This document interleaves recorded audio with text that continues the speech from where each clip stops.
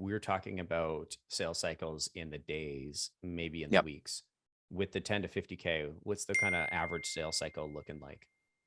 I mean, it depends on the company, but I mean, I would suspect that, anywhere between, this is more months, right? So anywhere between 1 and 6 months. If you're going beyond 6 months, I'm sort of questioning, like, do you have the sales process? And this is more your bailiwick for sure. Do you have the sales process in place whereby you're identifying the stakeholders effectively, understanding pain points, setting up the meetings, getting the collateral to them, presentations, blah, blah, blah. So, that's what I would argue, but I don't know. What are your thoughts, Colin? I think I would frame up two different stats and put them on the wall, or two different definitions, and like hang them on the wall for the rest of this episode. Sure. I think there's the average lifetime, or the average number of days that an opportunity is open.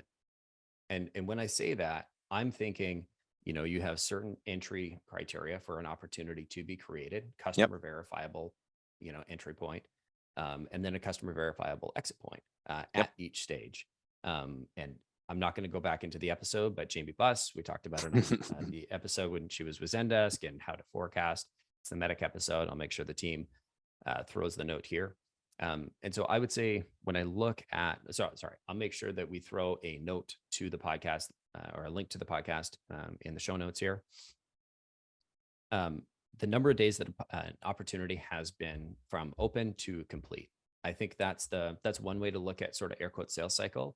But it's not necessarily a fair representation, because you're going to have, like, the average kind of buyer's journey is going to be, they come into one funnel, they play around for a little bit, they're not quite ready. Then they're going to go into another one of your customer acquisition channels, whether it's your newsletter, or whether it's your marketing. Maybe they follow you on the podcast.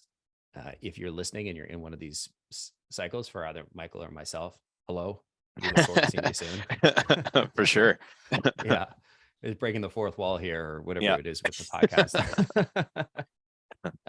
And so there's the average length of a deal. And then there's the average length from, like, how, when we met somebody and they first, became a known contact, to the time where they became a closed won opportunity.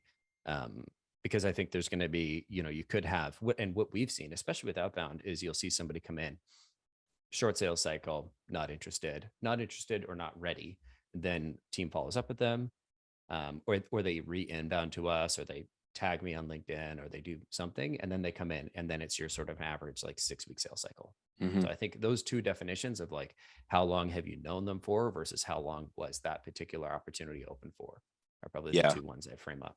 So yeah, no, and that makes sense. And I would say that you want to understand the micro conversion rates even before the opportunity or the deal in HubSpot parlance is I'm bilingual, is actually sort of created. But we won't get into HubSpot again. But basically, marketers need to have a good idea as to, like, at just even at lead, moving on to MQL, what does that generally look like in terms of that time that it actually takes to get there? What does that conversion rate from lead to MQL look like? Same thing, MQL to SQL, or if you have SAL as a sales accepted lead as a sort of intermediary step, which a lot of people do.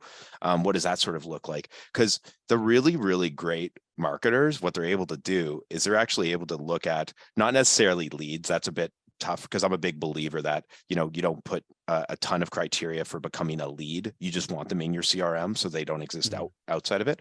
But from MQL to closed won, you should be able to forecast from a revenue perspective and be sort of in the ballpark, even if you're not even asking budget or anything at that point. You're just using averages based on what the inbound leads have produced in the past and that sort of thing.